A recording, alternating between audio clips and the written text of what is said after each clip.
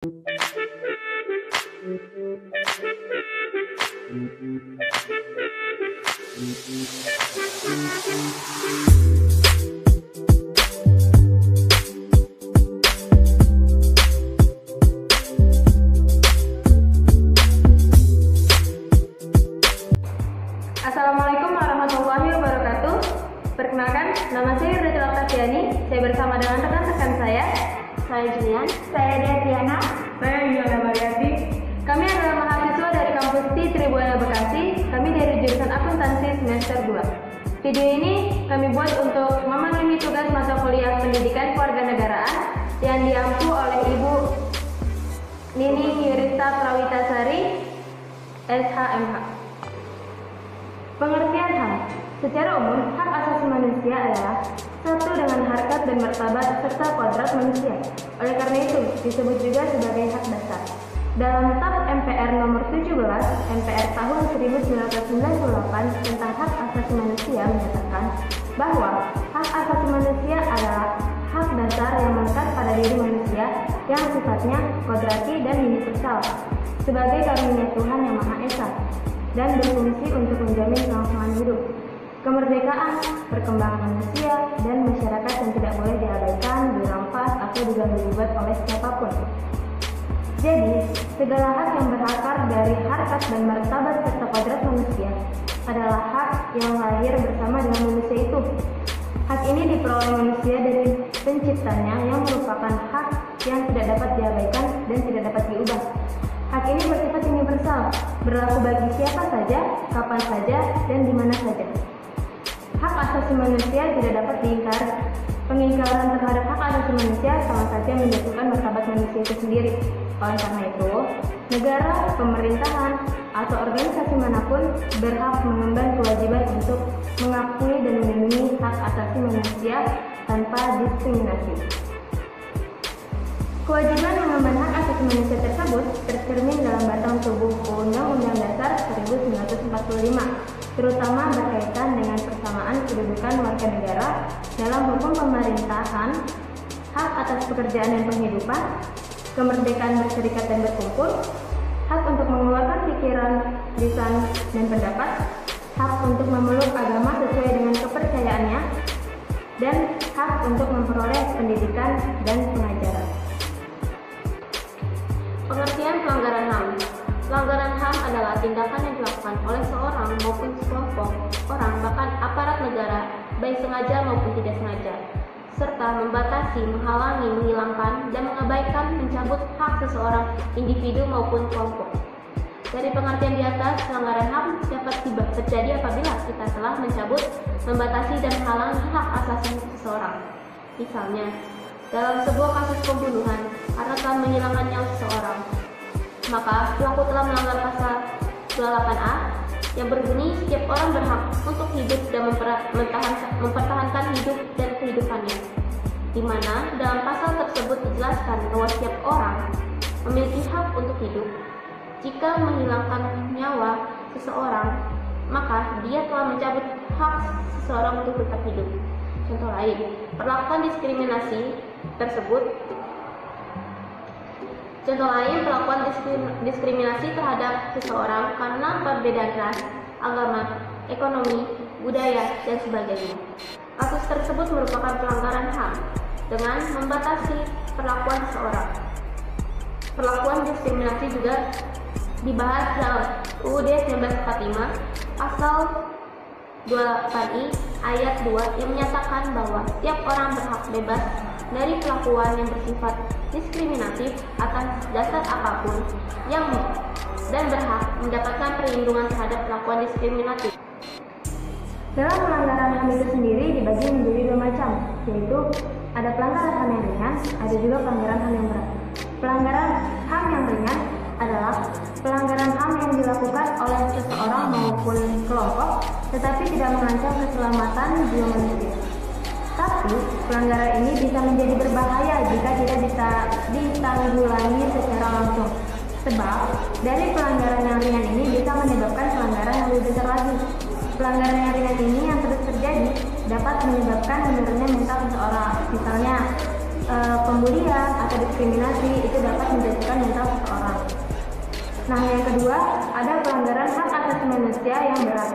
Pelanggaran ini adalah pelanggaran yang dinilai manusia sebagai tindakan yang berbahaya dan mengancam nyawa seseorang yang dilakukan oleh sekelompok manusia, pribadi atau individu, misalnya pembunuhan dan sebagainya.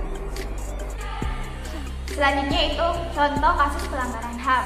Satu yaitu ada kasus pelanggaran HAM ringan, seperti kasus pelanggaran HAM ringan itu di sekolah, diskriminasi guru terhadap murid berdasarkan harta yang dimilikinya, siswa mengejek temannya yang lain, membuli atau menghina siswa, melakukan pemalakan dan penganiayaan siswa lain, tawuran antar siswa yang berada satu sekolah maupun sekolah lain. Tindak penganiayaan guru terhadap murid yang memberi hukuman secara fisik yang mencelakai murid. 7. Murid yang tidak mengerjakan PR. Selanjutnya itu kasus di lingkungan keluarga, seperti eksploitasi terhadap anak untuk bekerja, menghilangkan hak anak untuk memperoleh pendidikan, kekerasan terhadap anggota keluarga, melakukan pembunuhan keluarga, memaksakan kehendak dari anak. Kasus pelanggaran di masyarakat seperti tawuran antar kelompok, main hakim sendiri tanpa mempedulikan perantara yang ada, merusak fasilitas umum, pencurian barang berharga, kehilangan kebebasan dalam beribadah. Selanjutnya itu kasus pelanggaran HAM berat. Dalam kasus pelanggaran HAM berat, ada beberapa contoh kasus. Pertama, gerakan 30 September PKI. Tragedi ini adalah tragedi yang sangat memilukan karena dalam tragedi ini terdapat kasus pelanggaran HAM yang dinilai sangat merugikan bangsa dan negara. Karena PKI telah membunuh beberapa jenderal TNI dengan keji. Dalam hal ini, Komnas HAM telah memperkirakan setidaknya hampir 3 juta orang terbunuh dalam kasus ini. Selain itu, banyak juga masyarakat yang diasingkan karena mendapat cap bayang-bayang PKI. 2. Kasus penembak misterius atau Petrus pada tahun 1982 sampai 1985. Ini adalah kasus salah satu contoh pelanggaran HAM yang masih belum terpecahkan hingga sekarang. Kasus ini disebut juga sebagai Petrus alias Operasi Kurit, yang dimana ini adalah salah satu operasi yang digelar oleh mantan Presiden Soeharto. Operasi ini diadakan dengan dalih untuk meminimalisir tingkat kriminalitas yang terjadi pada masa Orde Baru. Operasi ini meliputi penangkapan dan pembunuhan orang yang dianggap mengganggu keamanan serta ketentraman masyarakat, khususnya di daerah Jawa dan Jakarta. Dari hasil operasi ini, selama beberapa tahun hampir 1.000 lebih korban yang berjatuhan. Mayat-mayat korban Petrus ini kebanyakan dimasukkan ke dalam karung dan ditinggalkan di pinggir sungai, pantai, laut, hutan, dan bahkan depan rumah. Selanjutnya itu tragedi Semanggi dan kerusuhan pada Mei tahun 1908. Pada tanggal 13 sampai 15 Mei 1998 telah terjadi kerusuhan yang hampir di seluruh pelosok tanah air. Dari semua kerusuhan itu, berujung yang paling puncak berada di ibu kota Jakarta. Kasus ini terjadi karena dilatar belakangi oleh finansial yang semakin memburuk.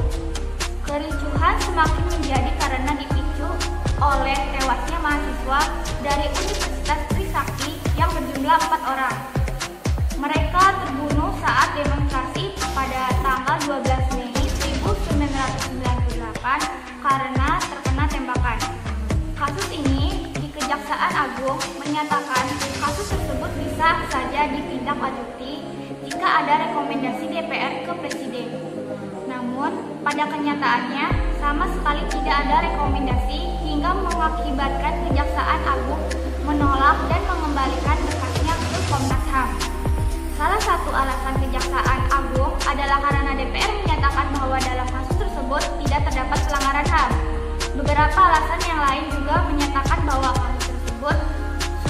putus saat pengadilan militer pada tahun 1999, sehingga Kejaksaan Agung tidak perlu menindaklanjuti lagi. Selanjutnya itu pembunuhan Munir Said Tholib, seorang aktivitas HAM. Pada 7 September 2004, salah satu aktivitas HAM terkemuka tanah air bernama Munir Said Tholib telah ditemukan meninggal dunia ketika menuju Amsterdam menggunakan pesawat terbang Garuda Indonesia. Pada umur 38, umur terakhirnya dia menjabat sebagai Direktur Eksekutif Lembaga Pemantau HAM di Indonesia Imparsial. Ketika saat menjabat sebagai salah satu Dewan Kontras, nama Munir mencuat karena dia adalah penjuang bagi orang yang hilang karena diculik. Pada waktu itu, Munir sedang membela para aktivis yang sedang menjadi korban penculikan oleh salah satu tim di Kopassus TNI. Karena saat itu Soeharto sudah tidak lagi menjabat sebagai presiden, kasus ini pun menjadi dalih pencopotan salah satu atasan dari Kopassus, yaitu Denjet Kopassus Prabowo Subianto, dan juga mengadil para tim yang bekerja atas perintahnya. Tetapi hingga sekarang kasus ini masih belum terselesaikan. Hanya pilot maskapai penerbangan Garuda saja yang bernama Polikarpus Budiharti Priyanto.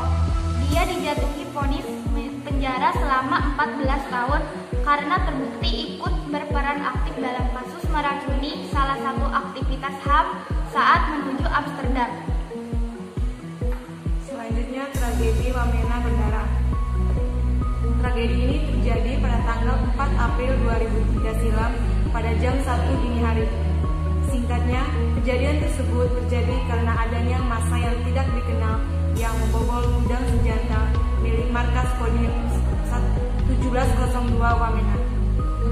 Akibat dari penyerangan dan perampasan gudang senjata tersebut, dari pihak TNI jatuh 2 korban jiwa, yaitu prajurit Ruben Kana dan Letu TNI Angkatan Darat Napitukulu yang bertugas sebagai penjaga gudang. Karena diduga massa asing tersebut membawa sejumlah senjata dan amunisi, aparat TNI Polri pun melakukan penyisiran. Akibat dari penyisiran itu pun berbuntut hingga penyiksaan, perampasan paksa, penangkapan hingga menimbulkan korban jiwa. Dalam hal ini juga terjadi pengungsian penduduk secara paksa. Perkiraan korban jiwa dari kejadian tersebut adalah sekitar 42 orang meninggal karena kurangnya makanan, 15 orang menjadi korban perampasan. Beberapa penelitian Komnas HAM juga menemukan pemaksaan saat penandatanganan surat pernyataan serta perusakan fasilitas umum. Dan selanjutnya, kasus bom Bali. Pada tahun 2002, terjadi peristiwa salah satu contoh pelanggaran HAM. Kejadian ini bertepatan di Pulau Bali. Peristiwa tersebut terjadi karena aksi terorisme di Indonesia. Dari aksi teroris tersebut, mereka meledakkan bom dengan skala ledakan yang besar di kawasan Legian Kuta. Korban akibat pemboman tersebut memakan 202 korban jiwa, baik turis maupun warga lokal.